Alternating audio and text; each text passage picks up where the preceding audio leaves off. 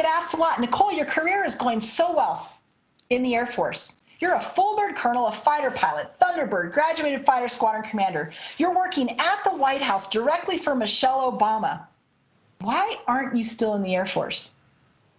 How did you end up as a speaker, looking at me through this camera lens, talking to us from what used to be your home gym?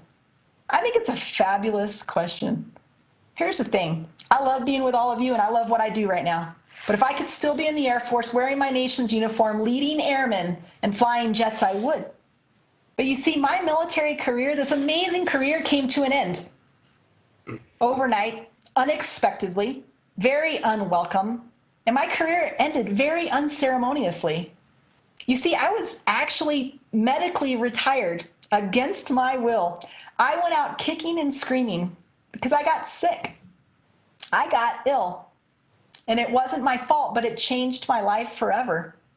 You see, in about the summer of 2012, I was physically, mentally, emotionally fit, serving as a commander of an F-15E fighter squadron, Seymour Johnson Air Force Base in Goldsboro, North Carolina.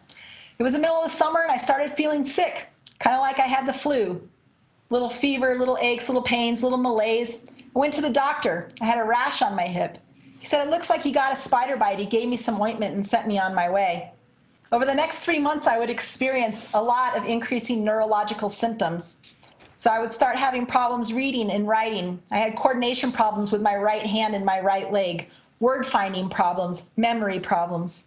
Things weren't looking good. The Air Force didn't know what to do, so they sent me off to some civilian providers. At that time, they thought, well, we think you have multiple sclerosis. Now I'm thinking, how do I keep my career? And I thought, well, if I can't fly airplanes in the Air Force, maybe they'll keep me because I can still lead airmen. But I became a bit of a medical mystery because I didn't fit the multiple sclerosis. Over the next 4 years, my symptoms would wax and wane, and each time they would increase in intensity. The flares would happen more and more often. The doctors couldn't figure it out. At my worst, my list of symptoms was 63 long, covering every single system in my body. I made no sense. It was confusing to me. It was confusing to the doctors. While working for Michelle Obama in 2015, towards 2016, I woke up one morning at my house, and I was locked in. I couldn't move. I couldn't talk. I don't know how long that temporary paralysis lasted, but I will tell you this, it was very, very scary. To the Air Force's credit, they tapped out and sent me to some brilliant civilian doctors at Massachusetts General Hospital in Boston, Massachusetts, who figured it out. They diagnosed me, began treatment, and I started my recovery. My career was gone in the blink of a bite. I'm the survivor of late-stage neurological tick-borne illness. A tick bite. A tick bite broke this fighter pilot to being completely dependent on caregivers for my daily activities of living. Once I started treatment, I was bedridden for 9 months, 22 plus hours a day. I couldn't walk, talk, read, or write. I spent the next year in rehab learning to do those things again, including vestibular rehab. And I don't know if any of you have ever done that, but it's super brutal. So when people ask me, Nicole, how is it that you went from being an officer and a fighter pilot to a speaker? How is it that happened? My answer is this. I got 9 months worth of words saved up, my friends, and I got to get them out. All right? It's okay to laugh. All right? Here's the thing. The unexpected comes along to all of us. Every person watching and every person you work with has a story. And it's important to acknowledge that story and honor that story and not ask people to censor it. You see, as you look at me, I still can't read or write. I have autonomic nervous system dysfunction, which means I can't control my heart rate, my blood pressure, or my temperature very well. And in a cruel twist of fate, I have something called labyrinthian dysfunction, which is a fancy word for a balance deficit, which means I get car sick and air sick on airplanes. Yes, my friends, I recognize the irony in all of that.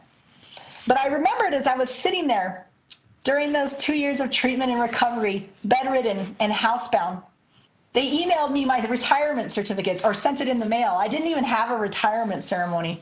Pretty amazing 21 plus year career and didn't even have a retirement ceremony. And I was feeling sorry for myself. I can't walk, talk, read, write. I lost my identity. I lost my ability to fly planes. I lost my means for providing for my family. Who am I if I'm not wearing this uniform? Who's going to hire me?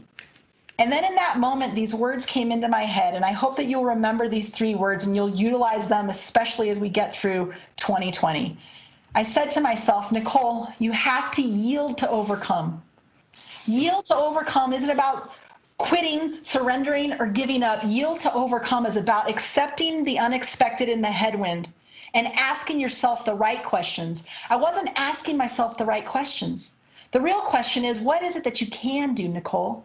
Well, you gained your ability to speak again. You have stories to share. You have a need to be with people.